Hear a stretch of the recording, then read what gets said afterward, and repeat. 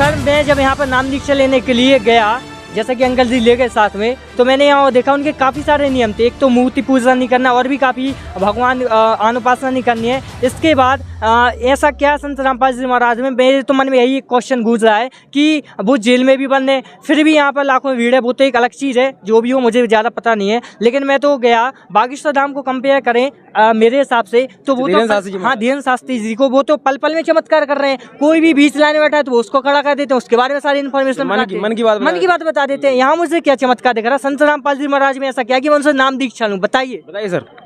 देखिए सर जी, पहले तो मैं अपना परिचय बता दूं। निवाड़ी जिला निवाड़ी एमपी का रहने वाला हूं। तो मैं भाई को टीकमगढ़ से, मेरा फ्रेंड है इनका पिताजी, तो मैं लेके आया इनको। तो मैंने इनसे कहा है कि ये युवा हैं और आज के समय में नाम दीक्षा लेना चाहिए। तो यहाँ पर इनने नियम कुछ ऐसे सुने तो इनको लगा के गलत है, और इनने कंपेयर रखा है कि अनुरुद्ध वो धीरेन्द्र शास्त्री जी महाराज जी हैं, वो बहुत बड़े चमत्कारी हैं और वो तो लाइन में से खड़ा कर देते हैं। चमत्कारी में तो चमत्कार कर ही रहे हैं ना, आप देख नहीं रहे हो? देखिए तो देखते हैं ना। देखिए मैं बताऊं, संत रामपाल जी महाराज जी ने जो आध्यात्मिक ज्ञान के माध्यम से बताया है, वहाँ पर तो एक सिद्धि है, चमत्कार नहीं है, एक सिद्धि है।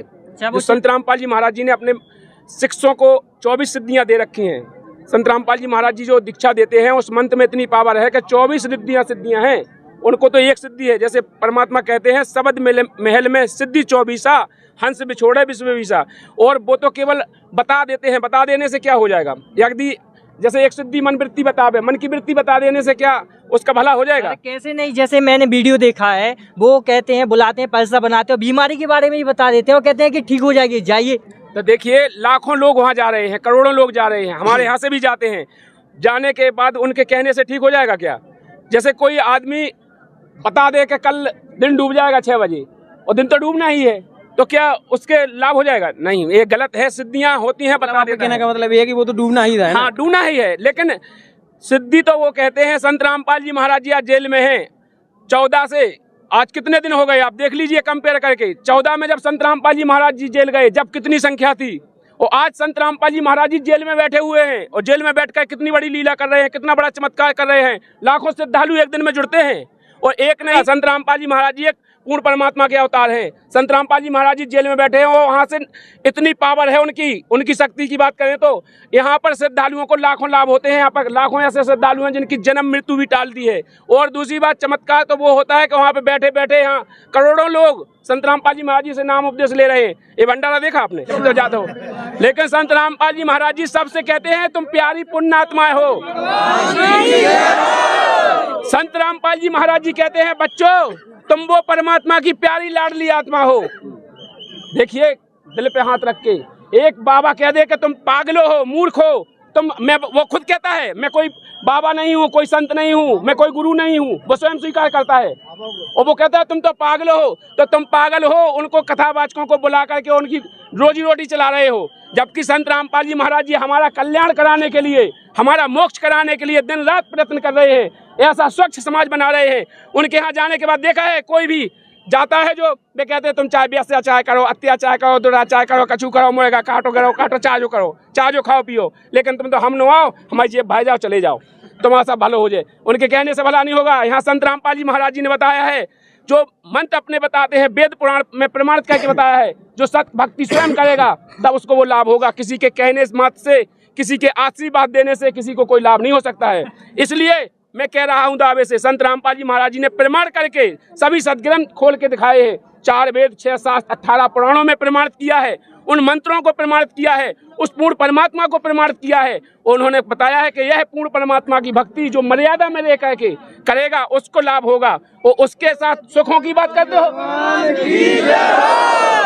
देखिए सर, वैसे मैं आपको बताना चाहता हूँ, जिस तरीके से आपने ये बात तो सही की है। देखिए मैं भंडारे में आया तो मुझे काफी अच्छा वहाँ लगा, क्योंकि मैं धाम पर भी गया हूँ तो वहाँ भी मैंने भंडारा किया, तो मैं कंपेयर नहीं कर सकता हूँ, क्योंकि किसी के बारे में बोलना गलत है। ना मैं यहाँ की बुराई कर रहा हूँ, ना वहाँ की बुराई कर रहा हूँ। सर वैसे तो मैं आपको बताना चाहूँगा कि भंडारे में तो सब ठीक था, और जैसे ही नाम दीक्षा लेने गया, जैसा कि क्वेश्चन चल ही रहे हैं, तो वहाँ पर एक ये बात है ना कि मैं जब वहाँ पर नाम दीक्षा लेने गया, उन्होंने नियम बताया। जैसा कि एक नियम बताया कि आप पूजा अर्चना नहीं कर सकते हो, ना ही किसी मंदिर में जा सकते हो, ना ही मस्जिद में, ना ही गुरुद्वारे में, कहीं भी नहीं जा सकते हो, ठीक है। और फिर यहाँ पर जैसा कि चर्चा हो ही रही है, तो यहाँ पर बताया देवी देवताओं को छोड़ो, तो मैं राम पर जाता मैं तो हनुमान जी को मानता था, फिर ये भगवान बताने कबीर साहब को, तो मैं यहाँ कंफ्यूज हूँ कि मैं हनुमान जी को अपना भगवान मानूं कि कबीर साहब को। आप बताइए इस बारे में, मैं कंफ्यूज हूँ।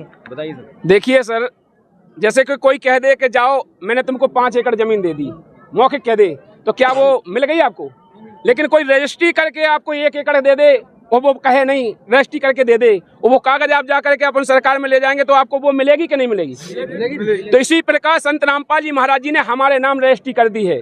संत रामपाल जी महाराज जी ने सभी सदग्रंथों में खोल करके प्रमाण किया है कि कबीर साहब ही पूर्ण परमात्मा है। 4 वेद, 6 शास्त्र, 18 पुराण, गीता, भागवत, कुरान, सभी सदग्रंथों में, हिंदू धर्म के, सिख धर्म के, मुसलमान धर्म के सभी ग्रंथों में प्रमाणित करके संत रामपाल जी महाराज जी ने कहा है कि कबीर साहब ही भगवान है। और उन्होंने तो ये तक कहा है, जिनकी बात तुम कर रहे हो, सभी जितने भी पृथ्वी पे धर्म गुरु हैं, संत रामपाल जी महाराज जी ने चैलेंज रखी थी कि आकर के हमसे डिबेट करें, और यदि वो हमारे क्वेश्चन को गलत कह दें और वो कहें कि तुम्हारा ये भक्ति गलत है या तुम्हारा ये रास्ता गलत है, तो मैं अपने प्रमाणित करके दिखा दें, मैं अपने रास्ते को बदल के मैं उनका शिष्य बन जाऊंगा। कोई भी नहीं आया, सबने निरुत्तर कह दिया। और आज भी संत रामपाल जी महाराज जी कहते हैं कि कोई भी ऐसा संत धरती पे हो और वो आकर के अपनी भक्ति को मेरी को गलत बता दे और प्रमाणित करके कह दे कि ये भक्ति है। इसलिए मैं दावा करता हूं संत रामपाल जी महाराज जी जो कहते हैं बिल्कुल यथार्थ सत्य कहते हैं, और उन्होंने जो कबीर साहब को भगवान बताया है वो बिल्कुल सही बताया है। श्रीमद् भगवत गीता के अध्याय 15 के श्लोक नंबर 1 से 4 तक पूरी सृष्टि रचना के बारे में बताया है। आप खुद उठा के देखिए, आज हम पढ़े लिखे समाज हैं, हर आदमी पढ़ा लिखा है, हम किसी की कहने की माने कि हम खुद ग्रंथों को देखें। उसमें लिखा है गीता अध्याय 15 के श्लोक नंबर 1 में कि ऊर्ध्व मूलम अधः शाकम, इस संसार रूपी वृक्ष को तू पीपल का वृक्ष जान अर्जुन, और जो जड़ से लेके पत्ते तक जो बता देगा वह तात्पर्य को जानने वाला होगा, वही तत्वदर्शी संत होगा। आज तक किसी ने बताया? आज तक कोई भी, जितने भी कथावाचक हैं, भागवत को खोलते तक नहीं है। किसी ने खोला है? मनमुखी कहानी बताते हैं, लेकिन संत रामपाल जी महाराज जी उंगलियां धर धर के गिनाते हैं। आज बच्चे बच्चे को, जैसे श्रीमद् भगवत गीता के अध्याय नंबर 4 के श्लोक नंबर 34 में कहा है, वह तत्वदर्शी संत की शरण में जा, सरलता पूर्वक दंडवत प्रणाम कर, कपट भाव छोड़कर, वह परमात्मा का जो ज्ञान उपदेश देगा उससे तेरा कल्याण होगा। मतलब संत रामपाल जी महाराज जी ने इतने प्रश्न, इतने उत्तर डिसाइड किए हैं और सबको याद है, हर आदमी जानता है।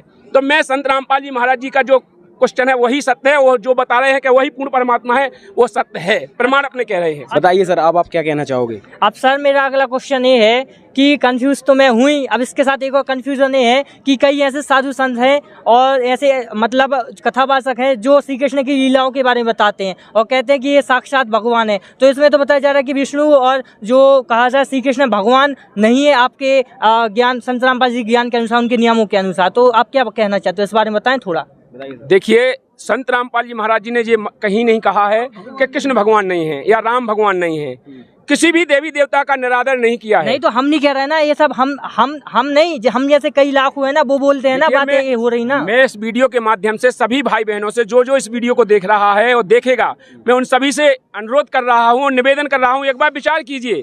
संत रामपाल जी महाराज जी ने किसी भी पुस्तक में नहीं लिखा है कि ये कृष्ण भगवान नहीं है या रामचंद्र जी भगवान नहीं है, ना उन्होंने किसी भी सत्संग में बोला है कि भगवान नहीं है। संत रामपाल जी महाराज जी ने तो डेफिनेशन के अनुसार समझाया है, जौन भगवान जिस स्तर का है उसका स्तर डिफाइंड किया है। उन्होंने कहा है जैसे कि रामचंद्र जी हैं तो ये 3 लोक के स्वामी हैं, ब्रह्मा विष्णु महेश हैं, ये 3 लोक के स्वामी हैं, और रामचंद्र जी विष्णु के अवतार हैं।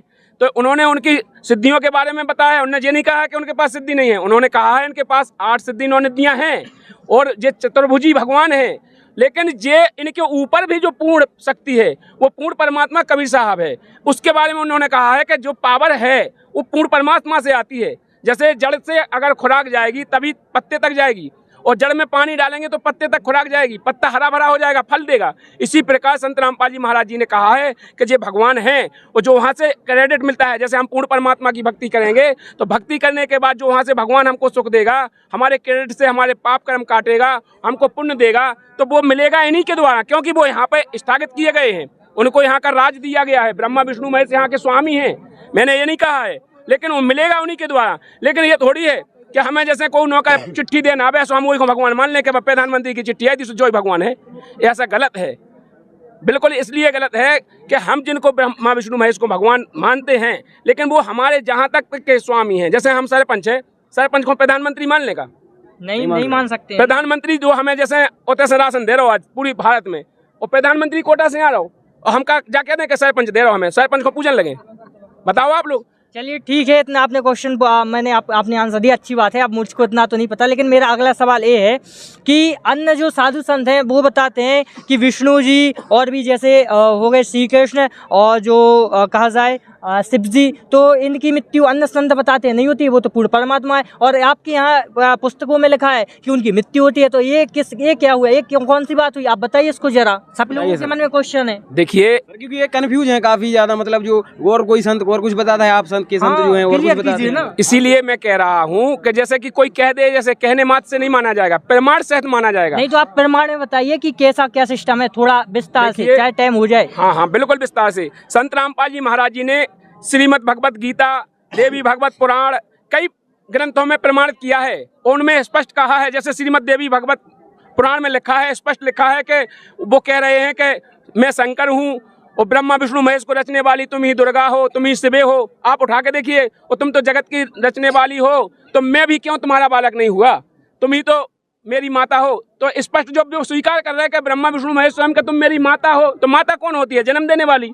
तो वे खुद कह रहे हैं, यार हम क्यों माने, वो तो खुद ही कह रहे हैं कि तुम मेरी माता हो। अब इस जैसे जो स्वीकार ही कर ले कि तुम हमारे माता पिता हो, अब उनकी जन्म मृत्यु तो होते जब तक वो माता पिता है। तो अन्य संत जा भी बोला थे ना कि उनकी मृत्यु नहीं होते, लेकिन इतने पे मृत्यु होते है। अरे तो वो तो मनमुखी, वो तो दंत कथा के आधार से मनमुखी कह रहे हैं, ये तो प्रमाण कह रहे हैं। तो अब प्रमाण मानोगे कि दंत कथा से मानोगे? देखो प्रमाण तो सब मानते हैं, क्योंकि हम कहीं भी कुछ भी पढ़े तो हम प्रमाण के साथ ही। अगर अपना आधार कार्ड बनवाते हैं उसमें अपने पिता की बल्दियत डराते हैं, तो हमारी बल्दियत पिता की उस आधार कार्ड से मानी जाती है, ना कि अगर कोई कह दे कि उनके पिताजी को तो खचोरे ना हो तो हो जाए।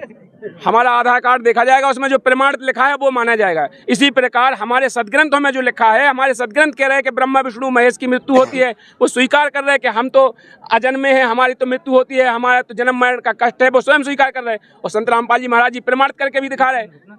अब आप लोग इसको डिसाइड करें ना कि हम पढ़े लिखे होने के बाद भी हम अंधविश्वास को पट्टी बांध ले, तो हम कैसे माने। अब अगर हम पढ़े लिखे के बाद भी दूसरे की बात माने, हमको तो देखना चाहिए। अब आजकल अपन पढ़े लिखे हैं, बच्चा अनपढ़ होने के बाद भी मोबाइल चला रहा है, इंटरनेट का जमाना है, हर कोई इंसान देख रहा है। तो हमको अब देखी और कहीं सुनी भक्ति से काम नहीं चलेगा, अब प्रमाण से काम चलेगा। बहुत दिन हो गए इन लोगों ने, बहुत दिन अपन को भ्रमित कह दिया, अपने पुरखन को डुबा दिया ने, लेकिन अब नहीं डुबा पाएंगे। सर अब आप क्या कहना चाहते हो? अब सर मेरा अगला क्वेश्चन ये है कि जो इतने सारे संत हैं उनको क्या कोई ज्ञान नहीं है, वो ऐसे ही बिना वेदों बिना शास्त्रों के अनुसार भक्ति बताते हैं, है ना? तो सर उनका कहने का मतलब ये है कि जितने साधु संत हुए हैं, बड़े बड़े शंकराचार्य हुए, मठाधीश हुए हैं, क्या आज तक वो ऐसे ही बताते रहे, क्या उनको कोई ज्ञान ही नहीं था क्या? देखिए, आज जगत गुरु तत्वदर्शी संत रामपाल जी महाराज जी ने प्रमाणित करके बताया है। उनकी सभी जितने भी संसार में जितने भी धर्म गुरु हैं, संत रामपाल जी महाराज जी ने सबकी लिखी पुस्तकें, उनके बोले सत्संग, सभी यहाँ पर उनके थैला उल्टे करके हालात है, उनके अंदर कितना ज्ञान है खाली कर दिया है। संत रामपाल जी महाराज जी ने सभी के उल्टे थैला करके बता दिया कि इनके पास कितना ज्ञान है। उन्हें छुटवा बड़वा भी नहीं आउत है आध्यात्मिक को, कि छुटवा बड़वा का को आउत। संत रामपाल जी महाराज जी एक ऐसे संत हैं विश्व में जिन्होंने आज तक हमको सदग्रंथ खोल के दिखाए हैं। आज तक किसी भी धर्मगुरु ने आज तक हमको खोल के नहीं दिखाया, क्योंकि वो खुद कंफ्यूजन में है। क्योंकि आज से पहले भी रामायण में स्पष्ट लिखा है, रामायण में लिखा है कलियुग केवल हरि गुण गाहा, सो नर भव सागर तर जाहा। कलियुग केवल शब्द लिखा है, कलियुग केवल नाम आधारा और सुमय सुमय नर उतरे पारा। और फिर भी ये मुंह रखें, फिर भी ये नहीं जान रहे, फिर भी ये पाखंड बात करा रहे। गीता में स्पष्ट निषेध बताया है, अध्याय 9 के श्लोक नंबर 25 में कहा है, भूत पूजने वाले भूत बनते हैं, पितरों को पूजने वाले पितर बनते हैं, और जो मेरी पूजा करेंगे मेरे पास आएंगे। फिर भी ये पितर करवा रहे, मतलब पितृ पूजा करवा के हमें फिर भी भूत प्रीत बनवा रहे। तो आप जा बताओ जी कितने ज्ञानी को आए, इनको कितनों ज्ञान को आकर अपने सदग्रंथ कह रहे खोल के आज तक वे पढ़े होते, अगर उन्हें पता होता तो वे क्या होते। चलिए ठीक है, वैसे जो इतने वर्षों से इतनी सारी क्रूतियाँ फैली हुई हैं हिंदू धर्म में, लोग तरह तरह के भगवान पूज रहे हैं, तो क्या वो अभी तक गलत करते आ रहे हैं? देखिए बिल्कुल गलत कर रहे थे, और जो क्रूतियाँ ही तो दूर हो रही हैं। आज संत रामपाल जी महाराज जी उन क्रूतियों पर तो झाड़ू फेर रहे। आज संत रामपाल जी महाराज जी ने उन क्रूतियों पर झाड़ू फेरी है। जितने भी लाखों श्रद्धालु हैं ये सभी उन क्रूतियों से दूर हो गए।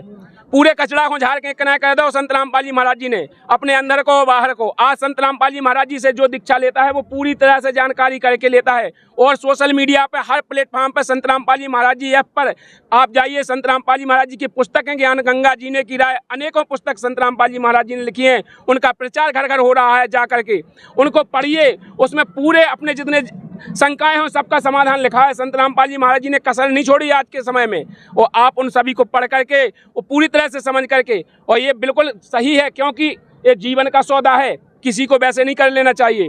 अगर अपन 2 रुपए की हंडी लेते हो तो 3 बार बजाते हैं, और ये तो जीवन का सौदा है। आपने किया, क्वेश्चन अच्छा किया और आपको करना चाहिए। और लेकिन विचार करो कि हम पढ़े लिखे होने के बाद भी अनजान न बन जाए, हमारा जीवन व्यर्थ न चला जाए।